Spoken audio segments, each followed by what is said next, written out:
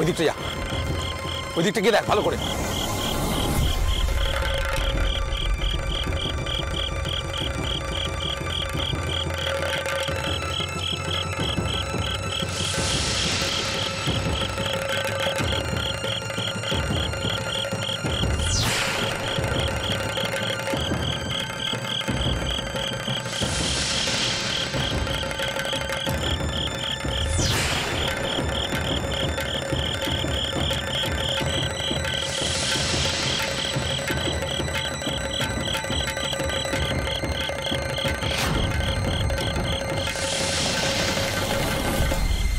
সর্দার, সর্দার এদিকে। কি হয়েছে? কি হয়েছে? শোয়া শোয়া, এটা শোয়া, হাত লাগা, শোয়া শোয়া শোয়া।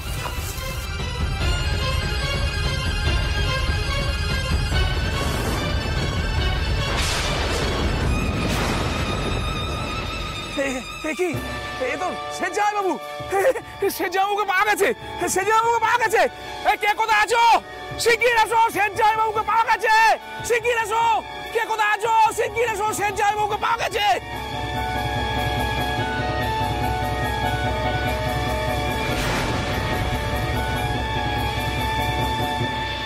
জ্যাঠামশাই, জ্যাঠামশাই, জ্যাঠামশাই, মথুর বাবুকে পাওয়া গেছে। মথুরকে পাওয়া গেছে? হ্যাঁ, কিন্তু কিন্তু এখনো জ্ঞান ফেরেনি। সে কি, সে এখন কোথায়? আমাকে নিয়ে চলো, তাড়াতাড়ি চলো। হ্যাঁ, আসুন আসুন।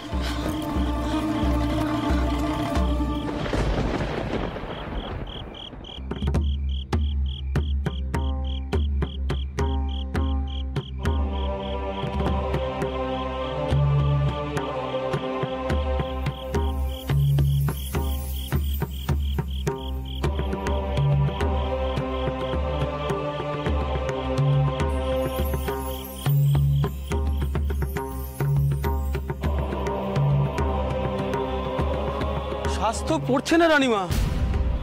আমি তো সব রকম পরীক্ষাই করলুম, নাকের উপর তুলসী পাতা পর্যন্ত ধরে দেখলুম।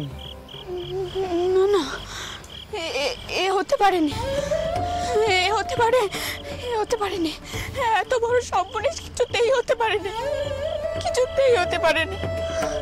আমিও দেখি আর কতক্ষণ এই সর্বনাশ দেখতে পারে, আমিও দেখি ততক্ষণ আমি এই মন্দিরে হতে দিয়ে পড়ে থাকবো। কোথাও নড়বো না, আমি কোথাও নড়বো না।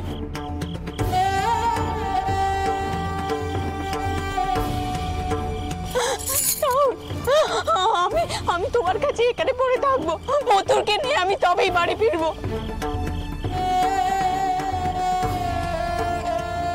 তাহলে আমি ফিরবো রে, আমি এখানেই পড়ে থাকবো, হত্যা দিয়ে পড়ে থাকবো তোমার কাছে। আমি কোথাও যাবো রে, কোথাও যাবো রে, আমি এখানেই পড়ে থাকবো। রানী শান্ত হও, শান্ত হও রানী। তুমি তুমি অস্থির হও না। আমি কলকাতা থেকে ডাক্তার আনানোর ব্যবস্থা করছি রানী। মাধব, মাধব, তুমি এক্ষুনি কলকাতায় যাও। মাফ করবেন হুজুর, সেই সময়টুকু হাতে নেই। আর কিছুক্ষণের মধ্যে যদি ওনার শ্বাস না পড়ে, তাহলে স্বয়ং অশ্বিনী কুমাররা এসেও কিছু করতে পারবেন না। শ্বাস পড়বে, মথুরের শ্বাস পড়বে।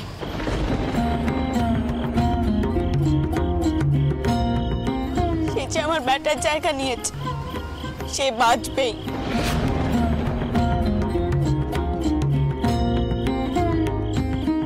সে নিজে থেকে আমার সাথে তীর্থ ভ্রমণে এসেছিল, সেইভাবে আমাদেরকে ছেড়ে চলে যেতে পারেনি, কিছুতেই আমাদেরকে ছেড়ে চলে যেতে পারেনি।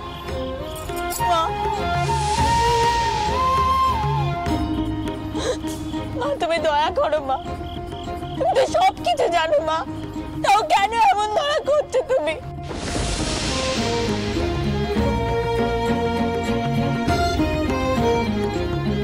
দয়া করো মা, তুমি তো পাষাণী নও, তুমি তো দয়াময়।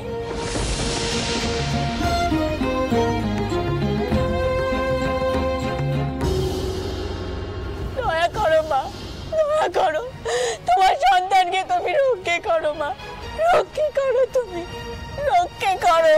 রক্ষা করো মা, তুমি রক্ষা করো, রক্ষা করো মা, তুমি রক্ষা করো। এ ঘোর বিপদ সংকটে মা তুমি তারো, মাগো তুমি তারো, তুমি তারো, মাগো তুমি তারো।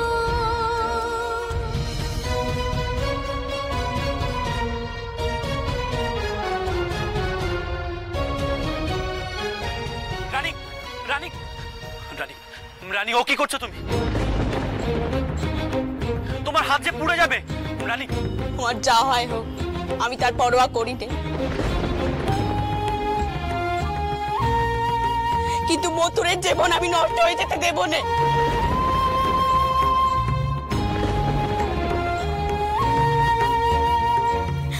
শেরজামাই দাদা, শেরজামাই দাদা চোখ খুলুন। আপনি এভাবে আমাদের ছেড়ে যেতে পারেননি শেরজামাই দাদা। শেরজাদা কি করে থাকবে আপনাকে ছাড়া? শেরজামাই দাদা উঠুন, শেরজামাই দাদা চোখ খুলুন, চোখ খুলুন শেরজামাই দাদা, চোখ খুলুন।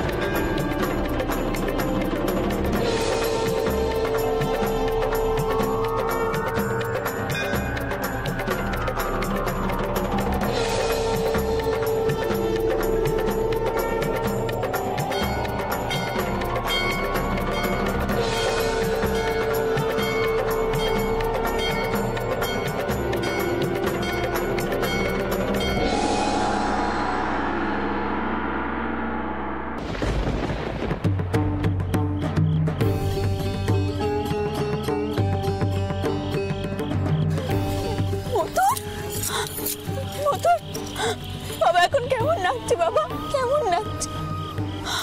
আমার বুকটা যে খালি হয়ে গেছিল মতন, আমার বুকটা একেবারে খালি হয়ে গিয়েছিল।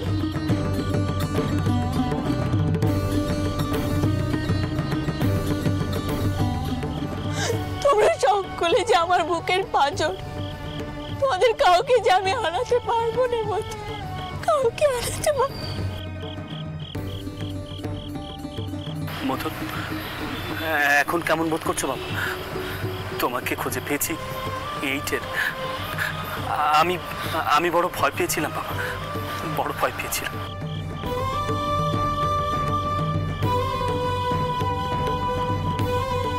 মথুরবাবু, মথুরবাবু শুনতে পাচ্ছেন? মথুরবাবু শুনতে পাচ্ছেন?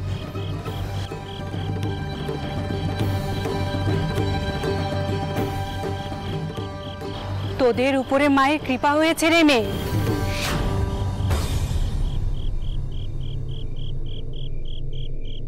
তোর অমন আকুতি মায়ের কানে গেছে, তাই তো তিনি তার কথা রেখেছেন।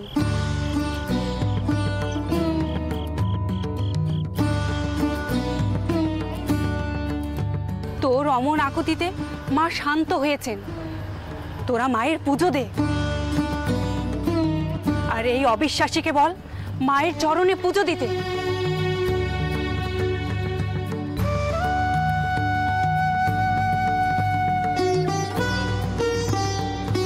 জয় মা মুন্ড মালিনী, কি অপূর্ব লীলা তোর। জয় মা, জয় মা।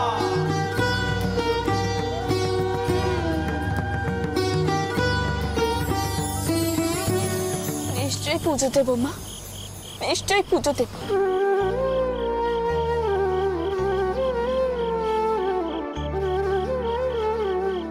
যে মহিমে দেখতে তীর্থে বেরিয়েছিল, সেই মহিমে তো আমি এখানেই দেখলাম। নিশ্চয়ই পুজো দেব, আমি মায়ের বড় করে পুজো দেব। শুনছেন, আপনি পুজোর সব ব্যবস্থা করুন, কিন্তু মথুরকেও তো কোথাও রাখতে হবে। ও নিয়ে আপনি একদম চিন্তা করবেন না, সব ব্যবস্থা হয়ে যাবে।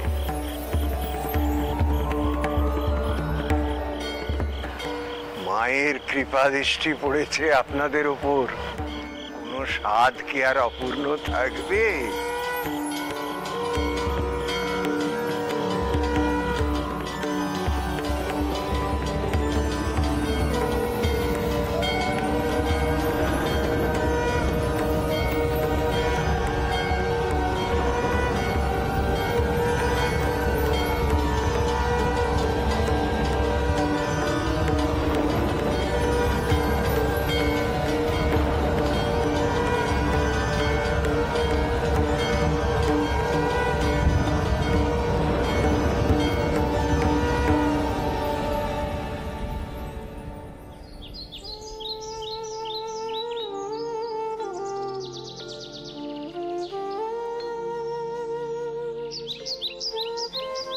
এত বড় একটা চমৎকার হয়ে গেল নায়েব মশাই, অথচ নিজের চোখে দেখতে পেলাম না।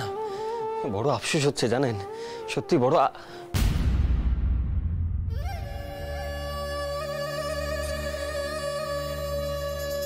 বলছিলাম আপনি একবার ওখানে যাবেন ছোট ঠাকুমা? হ্যাঁ না বাপু, কিছু মনে করো না। আমার আবার তোমাদের মতো অত তাড়াতাড়ি গলে যাওয়ার স্বভাব তো নেই। আমার তো মনে হয় গুরুদেবকে এক্ষুনি ডেকে আনানো উচিত। তিনি এসে বিদেন দিন এ পুজো করা ঠিক না ঠিক নয়।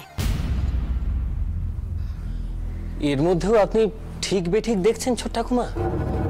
এত বড় একটা চমৎকার হলে এরপরেও কি নতুন করে বিধান নেওয়ার কোনো প্রয়োজন আছে? ওই যে বললুম, তোমাদের মতো অত তাড়াতাড়ি গলে যাওয়ার স্বভাব আমার নয়। ওই জন্যই তো বদনামের ভাগী হয় সব সময়। কিছু মনে করো না তো, হই তো হব। আমার মুখে এক মনে এক নয়, ও আমি পারবো না। চোর ঠাকুমা, তুমি কি কইছো স্পষ্ট করে কও নে?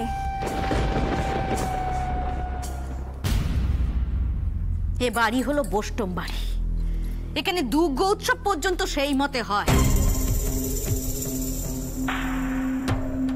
এই বাড়ির বউ বৈষ্ণব তীর্থ দর্শনে গেল, তাও আবার মানত করে, আর তার মধ্যে কিনা কালী পুজো করবে। কিছু মনে করিস না, একবার গুরুদেবের বিদেনটুকু নেওয়ার প্রয়োজন বোধ করলো না। মা ঠাকুরন, গুরুদেবের বিধানের কথা হচ্ছে, কিন্তু আমি যতদূর শুনেছিলাম এ সময় বোধহয় গুরুদেব বৃন্দাবন যাত্রা করবেন। ও মা, নাই মশাই, তাহলে কিন্তু আপনি এক্ষুনি গুরুদেবকে ফেরানোর ব্যবস্থা করুন।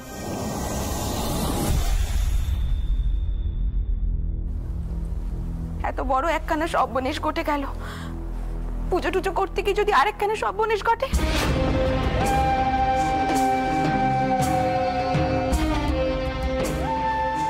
অষ্টম তীর্থ দর্শনের মাঝে কালী পুজো করা কি উচিত কাজ হবে? এ তুমি কি বলছো পদ্ম? আমি কিছু বুঝতে পারছি না। মা কালীর পুজো হবে, এর মধ্যে কারো সর্বনাশ কেন হবে? বাবা রামচন্দ্র, তোমার নেকা পড়া শেখা মন দিয়ে এসবের বিচার করতে যেও নে বাবা। ওই মন দিয়ে এসবের বিচার হয় নে। কিছু মনে করো না, শাস্ত্রে কি আছে সেসব কি আমরা জানি? খেতির ভয় না থাকলে বৈষ্ণব তীর্থ কালী তীর্থ আলাদা হতো না।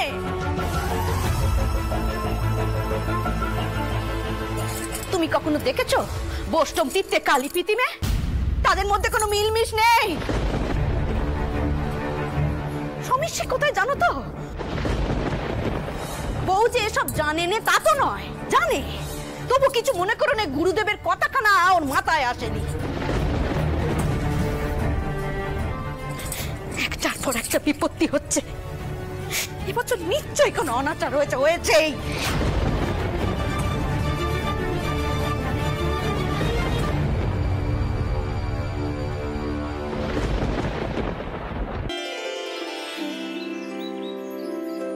খুব জোর ফাঁড়া কাটলো বড় মা। মথুরবাবু এখন ভালোই আছেন, গায়ে জ্বর আছে, তবে হুঁশ ফিরেছে। এই যা এখানে একটা ভালো ঘর পাওয়া গেছে, সেখানেই শুয়ে দিয়েছি। তা বেশ ভালো করেছিস বাবা। মথুরের ওপর দিয়ে যা দখল গেল। তোমার উপর দিয়েও তো কম ধকল যায়নি বড় মা। তোমারও তো একটু বিশ্রামের প্রয়োজন। হ্যাঁ রানী, মাধব ঠিক কথা বলেছে। তুমি আর ছোটকুকে একটু বিশ্রাম করো, এদিকে আমি আর মাধব সব ব্যবস্থা করছি। সর্দার যাও, তোমরাও বিশ্রাম করো।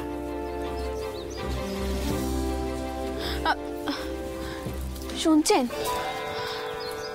আপনাকে যা যা আনতে করেছি আপনি কিন্তু সেসব ঠিক করে নিয়ে আসবেন। হ্যাঁ হ্যাঁ, সব ব্যবস্থা হয়ে যাবে, তুমি কোনো চিন্তা করো না। দেখবেন মায়ের পৌঁছতে যেন কোনো ত্রুটি না থাকে। বড় বাঁচান বেঁচেছি আমরা। হ্যাঁ রানী, তুমি ঠিক বলেছ। আমি শুনলাম ওই মন্দিরের সেবাইদের নাকি বড় দাপট, তারাই তো পুজোর সব দায়িত্বে থাকেন। কিন্তু তুমি কোনো চিন্তা করো না, পুজোর সামগ্রী ঠিক সময় আমি তাদের কাছে পৌঁছে দেব।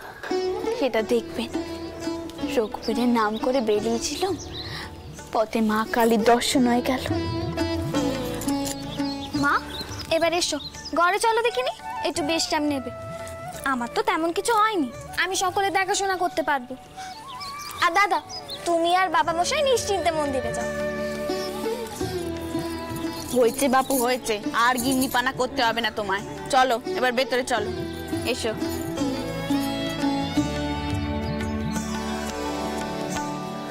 জানো মাধব, আমি সত্যি বড় ভয় পেয়ে গিয়েছিলাম। তবে এর আগে কোনো কিছুতেই আমি এত ভয় পাইনি। এবার বুঝতে পারছি সত্যি আমার বয়সটা এবার বাড়ছে। আমি বড় ঘাবড়ে গিয়েছিলাম।